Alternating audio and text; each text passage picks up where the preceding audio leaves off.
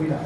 Dentro de lo que sería la cervicitis aguda, como todos, también seguimos viendo los dos principales agentes dentro de lo que se va a dar una infección. La cervicitis en el término, una inflamación por una infección causada por una infección, en este caso ya tenemos a los dos agentes, y en la clínica, que es lo que van a presentar. Hay desde lo que es justamente el sangrado, hay el dolor lumbar, hay un flujo vaginal que este va a ser anormal, y hay trastornos en la misión. La disuria, también hay la pelaturia, que va a presentar dentro de lo que es la clínica. Otra lesión, eso serían las infecciones, así de fácil, ¿no? Cervicitis, inflamación. Dentro de lo que se observa, en la parte sobre todo del examen, se va a ver en este caso un borde de hematosa de lo que es el cervix. Ahí se puede observar en la espectroscopía sobre todo cómo se va a poder encontrar ese cuello inflamado.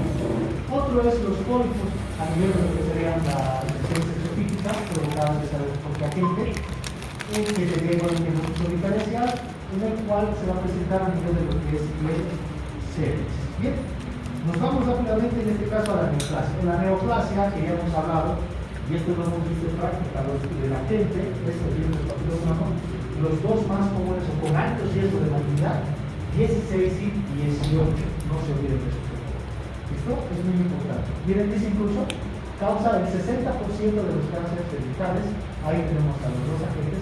No significa que otros no puedan provocar, sino que los más comunes son estos, con alto grado de malignidad. Dentro de lo que se va a dar, podemos ir viendo que va a tener una evolución en el cual va a haber sobre todo el carcinoma escamoso, va a ir a un adenocarcinoma y un carcinoma que tiene en el 80% de los casos. El tratamiento es la cirugía, la histerectomía, con radioterapia y quimioterapia. Dentro de lo que es ya la lesión, ustedes saben que se realiza el PAP. Dentro del PAP que se va a realizar, nos va a salir justamente la citología, nos sale esto que vamos a observar. Ahí nos va a salir 4 grados, los grados en los cuales nos habla de una neoplasia intraepitelial cervical, grado 1, 2, 3, 4, donde la interpretación nos da displasia leve, moderada, grave e in situ, ¿no? Bajo grado de malignidad, alto grado y mayor grado de malignidad. Vamos a ir viendo todo esto. Dentro de lo que menciona, el grado 1 tiene bajo riesgo y la mayoría no progresa hacia una neoplasia. ¿Listo? El de tipo 2 tiene alto riesgo para progresar hacia un cáncer cervical.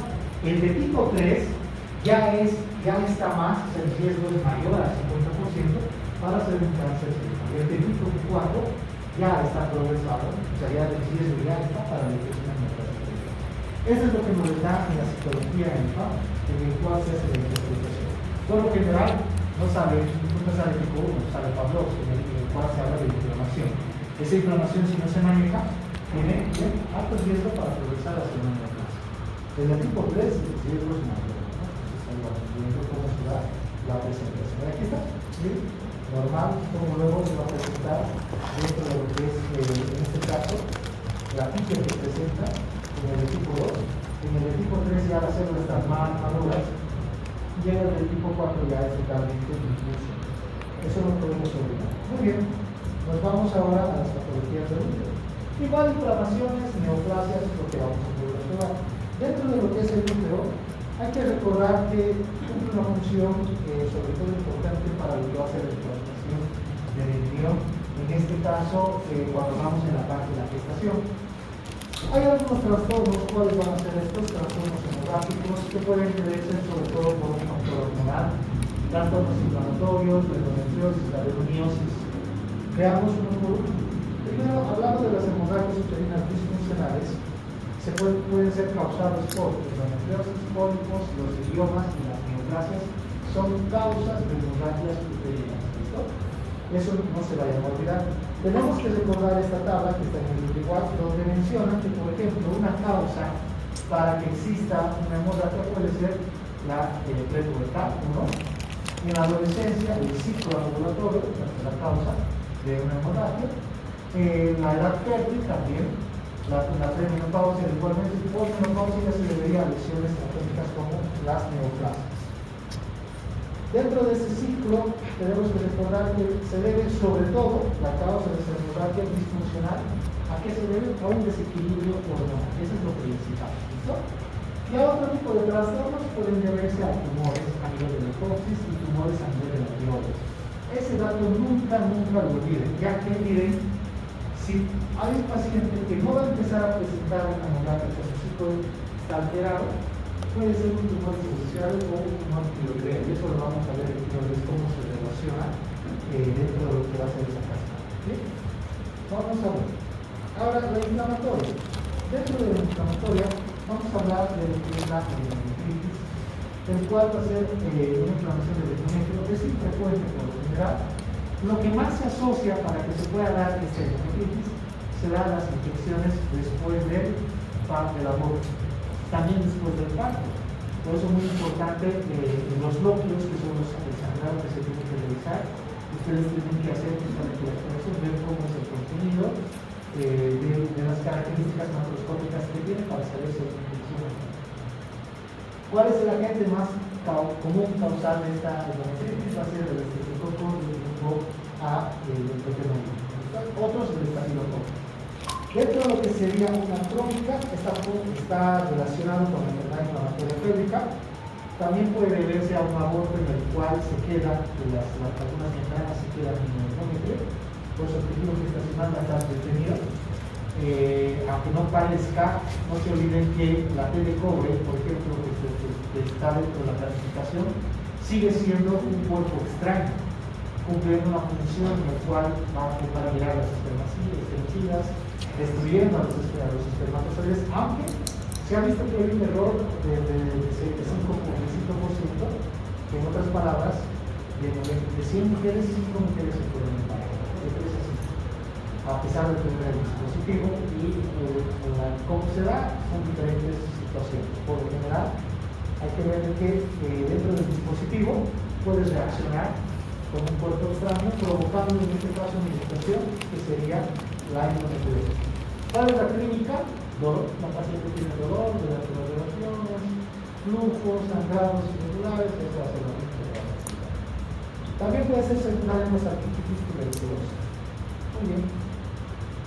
Ahí podemos observar dentro de lo que es la endometriosis. Primero, recordemos, endometritis 1 y ahora endometriosis. Endometritis ya hemos visto, inflamación, endometriosis. Dentro de lo que es la endometriosis es la presencia del tejido endometrial en otro lugar. ¿Sí? Lo que más se ha podido observar es que pueda ser, por ejemplo, a nivel de lo que es el intestino, a nivel de las trompas, a nivel del fondo del saco, a nivel del peritoneo, a nivel de la mucosa del cuello, a nivel de los ligamentos uterinos. Ahí es donde va a presentar el tejido endometrial. Ahora, ¿qué provocaba o cuál era su reacción en este caso del útero del endometrio? La modificación del sangrado, la remodelación. Eso es justamente lo que hace. Y cuando está a nivel del intestino provoca sangrado del intestino. Lo mismo acá. Miren cómo en la exploración se puede observar aquí el tejido. Miren cómo está provocando ese sangrado, en este caso interno. La paciente puede estar con cuadros de anemia, luego se hace una exploración y se encuentra justamente cuadros somáticos a nivel de lo que es la parte de la cavidad del abdomen. No se sabe con exactitud cómo es que, porque tiene alto grado de unanimidad, ¿sí? Porque estamos hablando que el tejido que adentro del útero está por fuera, está en otro lado. Entonces, estamos hablando como si fuera una metaplasia hacia lo que es esta estructura, y eso es lo que dice la teoría, que es una metaplasia del útero hacia otra estructura, como por ejemplo el intestino, pero que no está muy bien acompañado de cómo se desarrolla. La más aceptada de las 4 teorías que ustedes observan es la de la regurgitación, que el tejido sale y luego ingresa hacia otro segmento. Esta es la más aceptada. ¿Bien?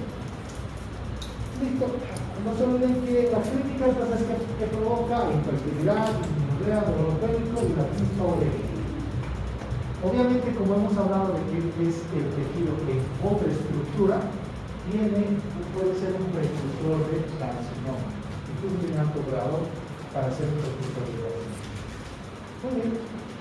En cambio, la adenomiosis es la presencia de tejido endometrial en la pared del útero del endometrio, hasta dentro de la pared, en el cual va a haber megametrorragia, disminorrea, dispareunia y dolor peso. Este será hasta el 20% de los úteros. Dentro de la histología, lo que se observa son hilos irregulares en el estroma mitocondrial. Muy bien, eso sería acá. Vamos a por la frecuencia, sí tenemos que hablar de lo que es el embarazo ectópico. ¿A qué se debe una implantación anormal o fuera del lugar, porque está localizado en un distinto lugar? El lugar más frecuente de dónde va a ser el embarazo ectópico, en la trompa de cabeza. No nos olvidemos que predispone hacia lo que es una enfermedad pélvica inflamatoria. Los embarazos ectópicos nunca van a terminar. Significa que dentro del primer trimestre lo que va a empezar justamente a darse ya lo que es la ruptura y empieza con la clínica. En la clínica va a haber dolor, el dolor es agudo y va a haber bastante sangrado. ¿Cuáles son los riesgos para un embarazo ectópico? Eso tienen que conocerlo como conocimiento general, pero los riesgos son cicatrices, adherencias, los dispositivos. Por eso les decía que el hecho de que se utilice la piel de color no significa que no se embaraza. Incluso es un factor de riesgo elevado para un embarazo ectópico. Se puede embarazar, pero no se embaraza dentro de lo que es el proceso angiográfico. Eso tenganlo muy en cuenta, ¿no? Los anticonceptivos, la famosa pastilla del día siguiente, igual puede provocar lo que es, en este caso, un embarazo ectópico. Entonces hay que tener mucho cuidado. La clínica dolor hipocólico y desangrado, esa es la clínica típica de lo que va a ser justamente en este caso de embarazo ectópico. Esto que me interesa que sepan, porque eso lo vamos a ver en el otro. Nada más, vamos con mano. Dentro de lo que es la glándula mamaria, primero hay que ver la parte de la semiología. Justamente no sé si han visto, estamos en campaña. Bueno, están en campaña, los de la alcaldía sobre todo, para concientizar y prevenir el cáncer de mama, recomendando sobre todo lo que es la parte del autoexamen, ya que esto facilita el poder identificar. Cuando se puede identificar, poder tratarlo, porque eso es lo más importante. Por eso es muy importante en relación a la inspección. La inspección y la palpación son los dos componentes más importantes para poder detectar si hay una anomalía dentro de lo que es la incubación. También tenemos exámenes como la radiología, pero que va a ser la mamografía o la elastografía, que justamente se va a realizar. También la mamografía se puede solicitar, y una función con aguja fina para luego poder ver ya los componentes, sobre todo a nivel histológico. Dentro de la exploración es muy importante ver que se van a dividir en 5 componentes, donde tenemos 4 cuadrantes y sobre todo lo que va a ser la parte del peso. Es muy importante poder justamente realizar esta exploración. Ahí tenemos en la histología una presentación normal de la glándula mamaria, donde se ven los productos, de las fósforas, y vamos a empezar ya con todas las alteraciones que vamos a presentar. La primera va a ser la inflamación, esta es la más común, la mastitis aguda. Dos consecuencias. Una, la obstrucción de los conductos de los fósforos, que es la principal. Se va a dar sobre todo en mujeres lactantes. Se puede dar por una infiltración del polimotonuclear en el estómago biliar, con la formación de un absceso que puede luego generarse una función mastitis. Dice, miren, en lo que no son lactantes se produce un absceso suprarrenal o una neoplasia, es famosa de los conductos de la fósforos. Ahí está lo que es la mastitis aguda. Obviamente la parte de la inspección va a haber un aumento del volumen y existe o cumple lo que es la famosa temporada de absceso. ¿Cuál es la temporada de absceso? Calor, tumor. El tumor sería el aumento, en este caso la palpación de la zona dura, el calor que va a estar caliente, el rubor, una zona eritematosa y dolor que va a ser muy doloroso. Ahí se puede observar. Miren cómo se puede, con esta obstrucción luego se genera lo que es la parte de un acceso. Entonces eso lo vamos a explicar.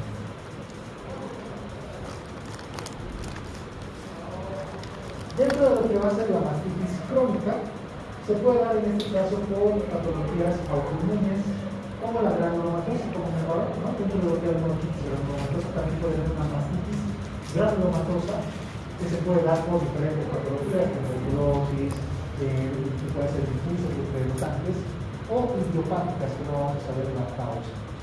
Otra alteración son las lesiones quísticas, con un resultado de una evolución sobre todo del 7% de los mujeres, se da con una mayor frecuencia a los 40 años.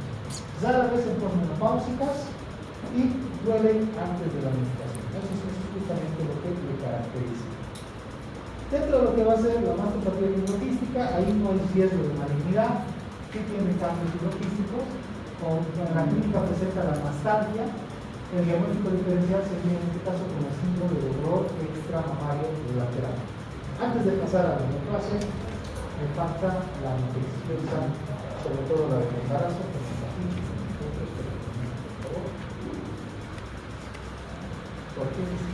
Como hemos mencionado en todo, tiene que haber malformaciones, por eso he cambiado la presentación, en el otro estaba eliminado.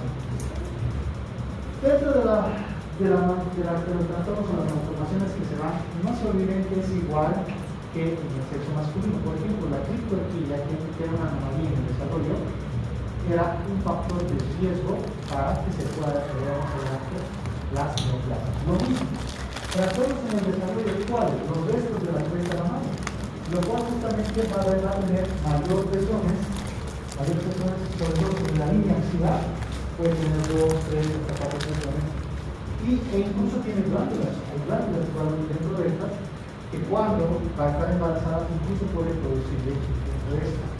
Y al estar en una zona totalmente alejada, más adelante se vuelve un factor condicionante hacia lo que sería una neoplasia local.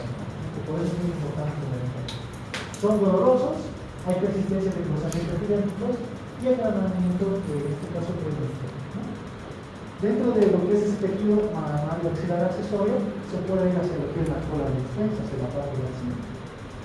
Como es una glándula extra, en este caso o accesorio que se va a dar, lo que se tendría que hacer es la mastectomía, ¿no? Entonces, aquí está una glándula mamaria, se lo tiene que extirpar. Ya que tiene un factor de riesgo, no se puede, se tiene que ver. Algo muy importante, jóvenes, y sobre todo cuando tengan las que son mujeres, más que todo con mujeres, tienen más confianza en la parte del hospital, nuestros pacientes, y les van a preguntar que tienen algún tipo de inquietud.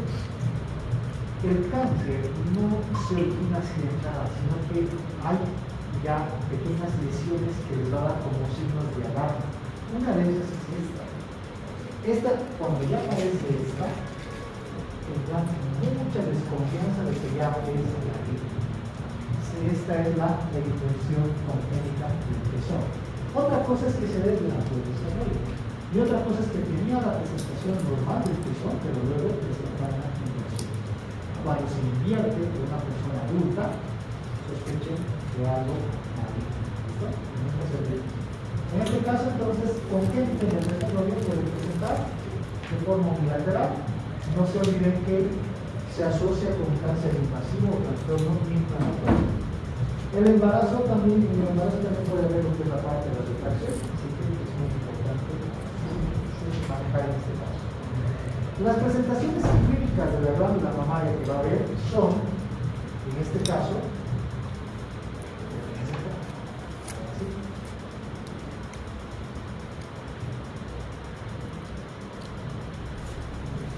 en este caso las presentaciones que van a tener la mastalgia, que es el dolor de la glándula mamaria, de las masas palpables y la teratología. Esa es la característica de la presentación clínica como afección de la glándula mamaria. El dolor de la glándula mamaria, mastalgia. Para la presentación de masas, sí va a haber, y la teratología, que puede ser común, puede ser unilateral, y no se olviden que tiene mucho factor de riesgo hacia lo que es la glándula. Podemos ver que en la parte de la mamografía, como las estudiamos mediante las densidades y las calcificaciones que nos van a orientar hacia lo que es una formación de neoplasia. Ahí está lo que sería la resonancia magnética, para sobre todo se pueda dar para ver si hay una ruptura del implante, para poder sacar justamente esto cuando se van colocando de la cirugía, sobre todo a nivel de lo que es la mastoplastia. No nos olvidemos, trastornos inflamatorios, dolorosos, tumefacción, eritematodes. Dentro de esto, la mastitis aguda, y eso es lo que quiero que veamos, entonces vamos a acabar. La mastitis aguda más común en pacientes de edad adulta, sobre todo las que están justamente con un recién nacido. Entonces, dentro de esto, ¿cuál es la forma de cómo se va a desarrollar esta infección? Por la mordida, como una grieta en el intestino, haciendo que se comunique con el exterior.